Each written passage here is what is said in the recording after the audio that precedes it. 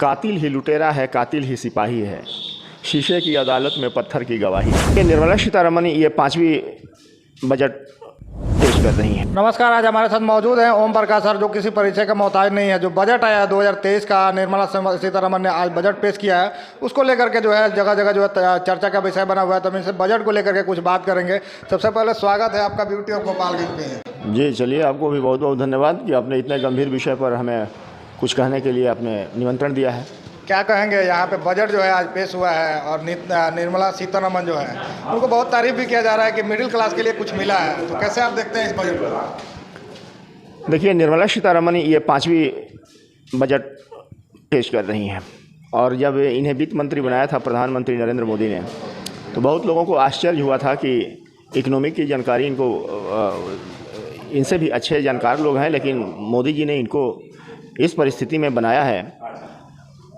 लेकिन इन्होंने उन सारे अंदेशों को निरर्थक साबित किया और इनके नेतृत्व में जबकि पूरा विश्व कोरोना जैसे पेंडेमिक से गुजर रहा था,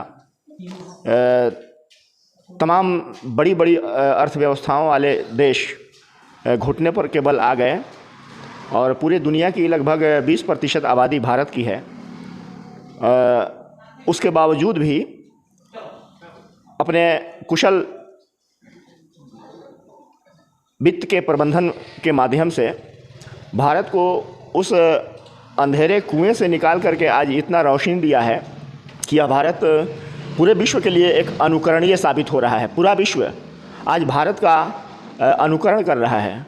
तो कहीं ना कहीं इसमें जो वित्तीय प्रबंधन रहा है, इसकी यह खूबसूरती है और उसकी यह सफलता है कि आज दुनिया में भारत की इकोनॉमी इतनी ग्रो कर रही है। तो हम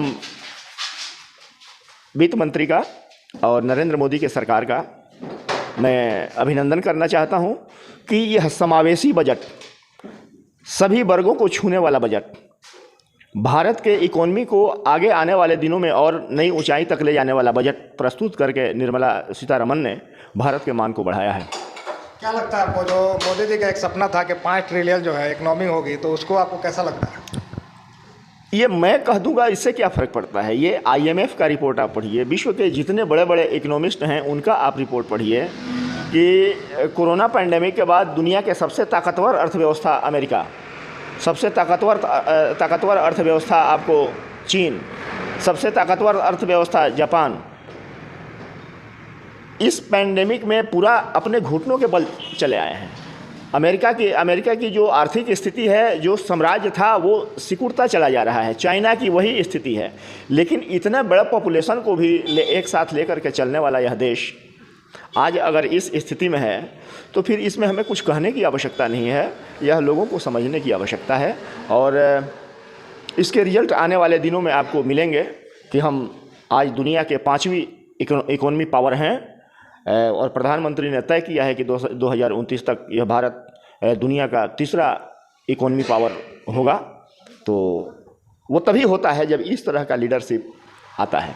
तेजस्वी यादव कहते हैं कि बिहार को इसमें बजट में कुछ नहीं मिला है, बिहार को घंटा कुछ नहीं मिला है। प्रधानमंत्री का फोकस हमेशा गरीबों पर रहा है और आप देखिएगा इस बजट में 66% बढ़ोतरी की गई है आवास योजना के मद में, जो कि प्रधानमंत्री का वो ड्रीम प्रोजेक्ट है। पहले आवास कैसे बनते थे, आज अगर 100 रुपया प्रधानमंत्री अगर भेजता है गरीबों को आवास बनने के लिए, तो वो 100 रुपये के 100 रुपये उसके पॉकेट में जाते हैं और 66% की बढ़ोतरी हुई है इसमें। मतलब जो पहले जिस मात्रा में आवास बन रहे थे, उससे 66% ज़्यादा आवास वो बनेगा। तो बनेगा तो बिहार के लोगों को और बिहार के गरीबों को इसका लाभ नहीं मिलेगा क्या?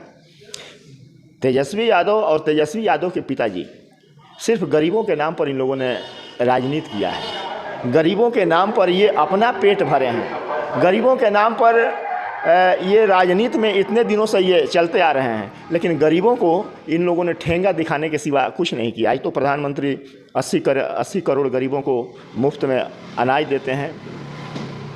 किसान सम्मान निधि सीधे किसानों के खाते में पहुंचते हैं। आपको आयुष्मान भारत के तहत बिहार के लाखों ऐसे परिवार हैं जो आच्छादित हैं और उस योजना से लाभ उठाते हैं। आज हम लोग देखे हैं कि ये पीडीएस का जो दुकान है, पहले लालू यादव के सरकार में 2 ही महीने बढ़ता था, एक होली में और एक कभी रमज़ान आ जाए या कोई उस तरह का पर्व आ जाए, तभी मात्र 2 महीने बढ़ते थे, और वो भी 2 महीने में कुछ चिन्हित लोगों को बढ़ते थे। लेकिन आज कोई मजाल है कि कोई डीलर 1 महीना भी उसमें चोरी कर ले? तो जब नहीं चोरी होता है, बढ़ता है, तो वो किसको बढ़ता है? गरीबों को बढ़ता है। तो इससे लाभ गरीबों को नहीं है क्या? रोड के क्षेत्र में इस बजट में प्रावधान है, आपको ये जो महिलाएं हैं, इनके लिए उस बजट में व्यवस्था है कि अगर 2 लाख रुपए तक वो अगर सेविंग करती हैं तो उस पर 7.5% के दर से उनको ब्याज उनको दिया जाएगा।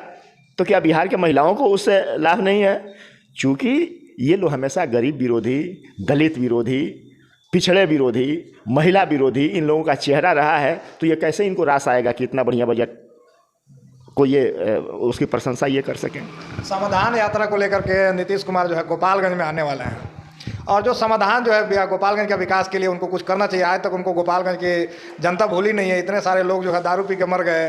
अब ये आएंगे यहाँ पे समाधान यात्रा को लेकर के, यहाँ पे एक विपुल चौबे ने एक यूनिवर्सिटी की मांग कर ली थी, उसको लेकर के बंद कर दिया, उसके ऊपर भी वो कुछ नहीं बोल रहे हैं। देखिए, आज नीतीश कुमार राजनीतिक रूप से शून्यता के शिकार हो गए हैं।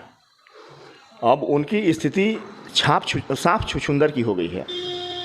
अब उनको न यह महागठबंधन घोंटते बन रहा है और न उनको निगलते बन रहा है। और एक बात जान लीजिए, बिहार के पॉलिटिक्स में ही नहीं, देश के पॉलिटिक्स में 2 नेता हैं जो कहते हैं वो निश्चित रूप से वो नहीं करते हैं। नीतीश जी ने जब लालू यादव का साथ पहली बार छोड़ा था तो कहा था कि हम लालू यादव के साथ नहीं जाएंगे।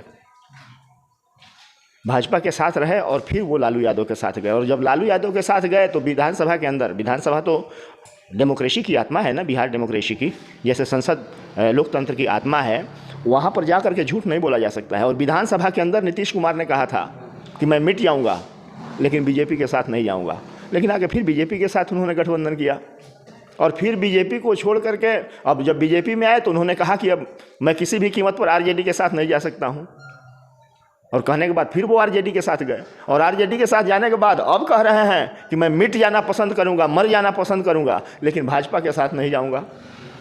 और यही स्थिति केजरीवाल की भी है। केजरीवाल भी जब शुरू में राजनीति किए तो कहे कि हम किसी दल से हाथ नहीं मिलाएंगे, अपने लड़के की कसम खा के कहते हैं, और कांग्रेस के साथ उन्होंने हाथ मिला करके दिल्ली में सरकार बनाया। तो देखिए, कम से कम लोकतंत्र में आप राजनीति करते हैं करिए, लेकिन पार्लियामेंट के अंदर और विधानसभा के अंदर जाकर के आप यह बात कह के और उससे मुकरते हैं तो इससे डेमोक्रेसी लजाती है और डेमोक्रेसी पर एक धब्बा लगता है। आपको लगता है कि नीतीश कुमार यहाँ पे आएंगे 2 घंटे में जो है बिहार के गोपालगंज जिले का जो समाधान है 2 घंटे के अंदर समाधान? और आपने इनके समाधान यात्रा के बारे में जो आपने पूछा था, कहीं कहीं पर जो घटनाएं घट रही हैं उसको आप देख रहे हैं। आपको मालूम होगा कि गोपालगंज जिले में जो है कानून व्यवस्था एकदम चरमरा गई है। दिन भर पुलिस दारू के पीछे ही भागते रहती है, किसी को कहीं पकड़ के मार दिया जाता है। अच्छा, ये बताइए, कातिल ही लुटेरा है, कातिल ही सिपाही है, शीशे की अदालत में पत्थर की गवाही है। कभी बिहार जंगल राज का पर्याय माना जाता था, क्यों? लालू यादव का राज था, और उसी राजद के साथ ये गठबंधन कर लिए हैं। अब सारे वो आपराधिक तत्व, उनके मनोबल काफ़ी हाई हैं, वो सरकार को ठेंगा दिखला रहे हैं। कोई सरकार के प्रताप को समझने के लिए, महसूस करने के लिए कोई तैयार नहीं है।